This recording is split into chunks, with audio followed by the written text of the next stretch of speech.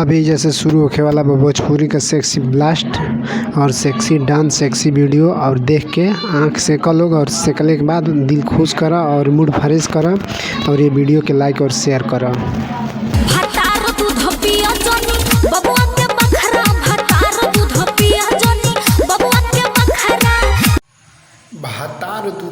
जनी बबुआ के बखारा। अरे जब भातार के पिएबे तो पिएबे करी ना। अब बाबू का अगर दूध बा तो ओके अलग रख, दूध पीली में रख के आ गरम करके रख देवे तो का जानता कि बाबू का के कर दूध तो पिए ही वाला सामान है ना, तो पिएबे करी। गलती में तोर बा। गाँव भर पर शादी बाटम, गाँव भर पर शादी बाटम, गाँव भर पर शादी बाटम, गाँव भर पर शादी बाटम। अरे सारे बानर गांव भर बांट, चाहे दो चार गांव बांट, चाहे पूरा जिला में बांट, लेकिन काहे खातिर बांटबे प्रसादी कौने खुशी में तनी इहो तो बता दे।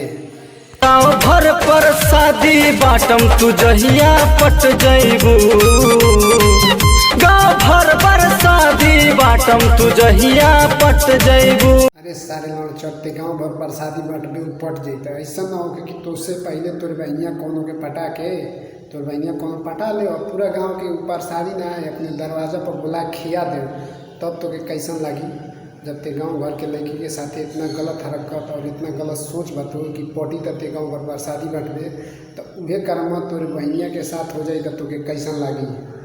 पटावल चाहताटे सखी, पटावल चाहताटे सखी पटना वाला, पटावल चाहताटे पटना वाला आरा वाला। था आजकल का प्यार ऐसा हो गई मोबाइल के बैक कवर के तरह।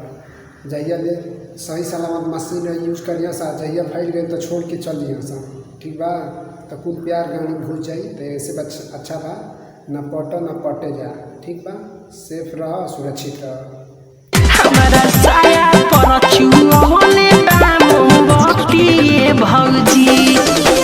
अरे तोहू के अंधारे पे ले का जब मोमबत्ती धरौलस तबे तो के देख ले चाहिए कि नीचे कौन कपड़ा बा, साया बा कि साड़ी बा कि चड्डी बा कि बाडी बा। और जब चू गई तब पूरा ते शोर कर तली कि चाहे साया पर चुआ दिलस मोमबत्ती। मोमबत्तिया बुता के कहीं चुआ दे तो फिर झलका उभर जाई। मोर जोबन दुनो काट के बिलार भागल रात के, मोर जोबन दुनो काट के बिलार भागल रात के। हाँ तो तुहार कहले के मतलब है कि तुहार जोबन दुनो काट के या बिलार भाग गए रात के। तो बाडी उडी नहीं पहनले रहू का? अरे बाडी नहीं रहे थे टी शर्ट डाल रात उघारे जब कोनो चीज़ रही तो बिलार का कुकुरो काट के भाग जाए। बलार चटिया घूम घूम कुकुर तो सामानो नहीं खाड़ा। मुसल कुकुर काटे या चाहे बंधुआ काटे या चाहे घुमंता काटे, ठीक बा। रोड पर तो जब सामान काट ले तो खाड़ा का सामान ही नहीं रही तो खाड़ा कैसे हुई? लड़चट सियार खरबूजा कमा ली। जब जाना तला वहाँ पोसल कुकुर बा तो लाड़ चटे गई लोग दुआरा पर। चढ़ल बा जवानी रानी मन कैसे मानी, जवानी चढ़ल बा ओकर परेशानी तोके बा। ओकर जवानी चढ़ल रहे चाहे सूखल रहे चाहे हरियर रहे, उसे तोके का प्रॉब्लम बा? ओकर मन मानी कि नहीं मानी उसे तोके का दिक्कत बा? छुआ ना ये